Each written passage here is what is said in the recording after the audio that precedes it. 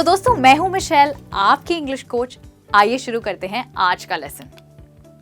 How many times do you do something? कितनी बारी आप कोई चीज करते हैं। अब दोस्तों सोचिए, आपको बहुत बारी किसी को बताना होता होगा कि आप दिन में कितनी बारी ब्रश करते हो, या फिर कोई आपसे पूछ ले कि अरे तुम बाहर खाने कितनी बारी जाते हो महीने में, तो इसका जवाब आप कैसे देंगे? ये बोलेंगे 4 बारी, 5 बारी या 10 बारी।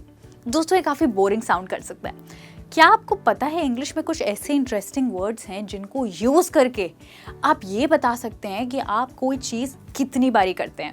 You're right, उन्हें कहते हैं एडवर्ब्स ऑफ फ्रीक्वेंसी, जिसका मतलब है कि आप कोई कार्य कितनी बारी करते हैं। अब सोचिए दोस्तों, ये किस लिए यूज़ होते हैं? दोस्तों ये यूज़ होते हैं ये बताने के लिए कि आप हाउ ऑफन या हाउ फ्रीक्वेंटली कोई काम करते हैं। जी हाँ, तो मतलब ये है कि जब भी कोई सवाल इस फ्रेज के साथ शुरू होगा तो उसके आंसर में आप एडवर्ब्स ऑफ फ्रीक्वेंसी यूज करेंगे। कंफ्यूज मत होइए, मैं आपको कुछ एग्जांपल्स दिखाती हूँ। How often do you brush your teeth, यानी आप कितनी बारी अपने दांत ब्रश करते हैं। अब दोस्तों ये तो रोज की चीज़ है। आई एम श्योर आप अपने दांत रोज ब्रश करते हैं। वेल आई होप सो कि आप करते हैं। तो इसके लिए आप कहेंगे I always brush my teeth. एक और सवाल, how often does your mother cook, यानी तुम्हारी मम्मा कितनी बारी खाना बनाती है। दोस्तों जहाँ तक मेरी मदर की बात है, वो बहुत कम खाना बनाती हैं, जिसके लिए आप कहेंगे शी रेयरली कुक्स। और how often are you late for class, यानी क्लास के लिए आप कितना लेट होते हैं? कभी होते हैं? टीचर काफ़ी डांट मारेगी अगर आप होंगे तो you should never be late for class. उसके लिए आप कहेंगे I am never late for my class. तो दोस्तों जैसे कि आपने देखा, ये तीनों सवाल हाउ ऑफन के साथ शुरू हुए, और ऐसे ही सवालों का जवाब देने के लिए हम ऑलवेज, रेयरली और नेवर जैसे वर्ड्स का इस्तेमाल करते हैं। तो आई होप आप अब तक तो समझ ही गए होंगे कि एडवर्ब्स ऑफ फ्रीक्वेंसी क्या होती हैं। You're right, ये हैं एग्जाम्पल्स एडवर्ब्स ऑफ फ्रीक्वेंसी के। तो आज के लेसन में मैं आपको सिखाऊंगी कि इन वर्ड्स को आप सेंटेंसेस में सही ग्रामर के साथ कैसे इस्तेमाल करेंगे।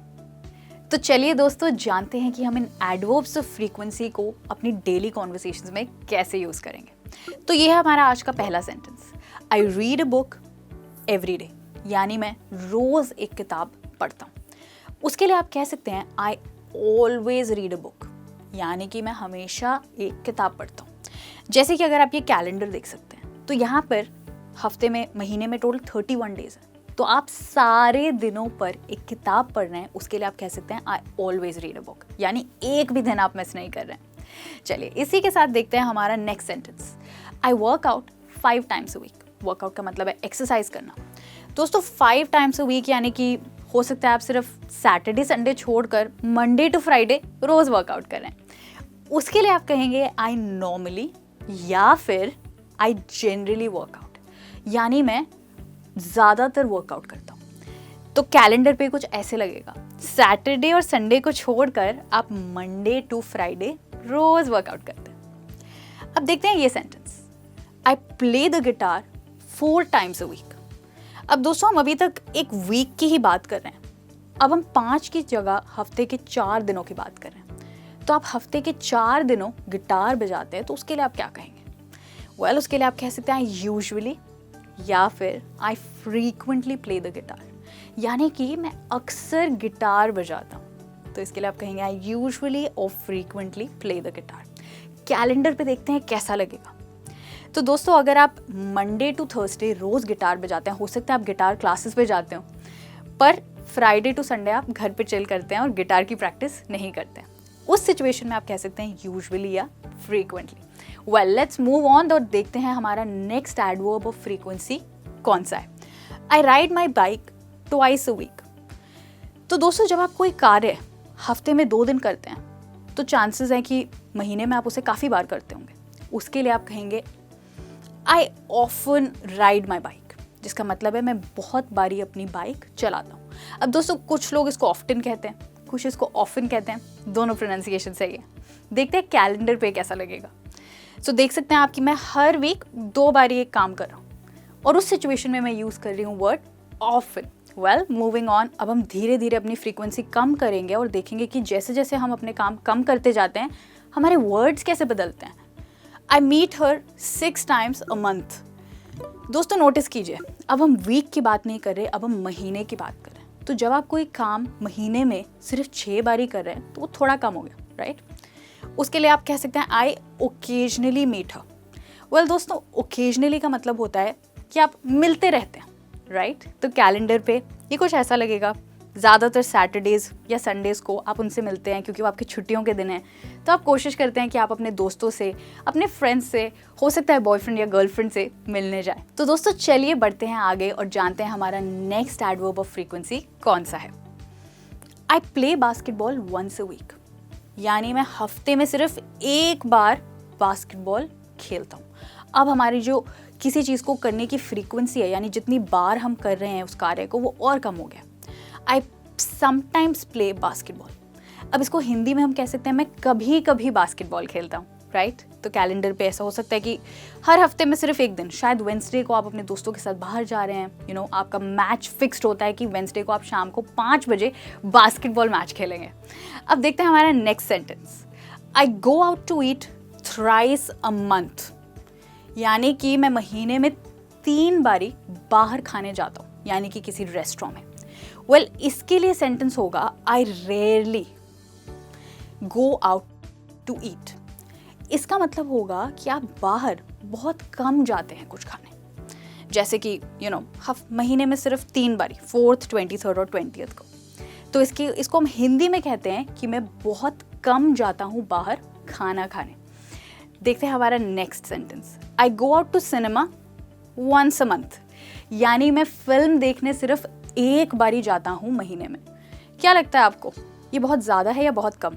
वेल ऑब्वियसली दोस्तों ये काफ़ी कम है।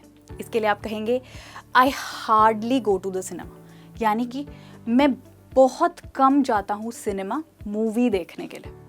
और कैलेंडर पे वो कुछ ऐसा लगेगा, महीने में सिर्फ एक दिन। अब इससे भी एक वर्ड है जो इससे भी कम फ्रीक्वेंसी बताने के काम आता है, जानते हैं कि वो कौन सा है? I don't drink alcohol. इसका मतलब है कि मैं अल्कोहल बिल्कुल नहीं पीता हूँ। क्या आप सोच सकते हैं कि वो कौन सा वर्ड है जो डोंट को रिप्लेस करेगा यहाँ पे? That word is I never drink alcohol, यानी कि मैं अल्कोहल कभी नहीं पीता। अब जैसे कि आप कैलेंडर पर देख सकते हैं, हमने यहाँ पे एक भी दिन को सर्कल नहीं किया। इसका मतलब है कि अल्कोहल आप कभी भी नहीं पीते। तो इस तरीके से दोस्तों आप यूज़ करेंगे एडवर्ब्स ऑफ फ्रीक्वेंसी को जब आप बताना चाहते हैं कि आप कोई कार्य कितनी बारी करते हैं। और आज आपने क्लियरली समझ लिया कि कैसे ये सारे वर्ड्स बहुत ज़्यादा और बहुत कम करने वाली चीज़ों के लिए यूज़ किए जाते हैं। तो चलिए दोस्तों अब हम रिवाइज करते हैं कि हमने जो वर्ड सीखे हैं उनका एग्जैक्टली मतलब क्या है। तो यहाँ आप देख सकते हैं हमारे पास 0% से लेके 100% तक कुछ ऑप्शंस हैं। अब हम उन सारे वर्ड्स को कंपेयर करेंगे और जानेंगे कि वो परसेंटेज के हिसाब से कितना स्टैंड करते हैं। जैसे कि ऑलवेज हो गया 100%, और उससे कम है जनरली और नॉर्मली। उससे अगला क्या होगा, क्या आप याद कर सकते हैं? That's usually and frequently. और इससे कम था ऑफन। और अगर कोई चीज़ आप कभी कभी करें तो उसको आप कहेंगे समटाइम्स। That's right. अब क्या आपको याद है कि इससे भी कम क्या होता है?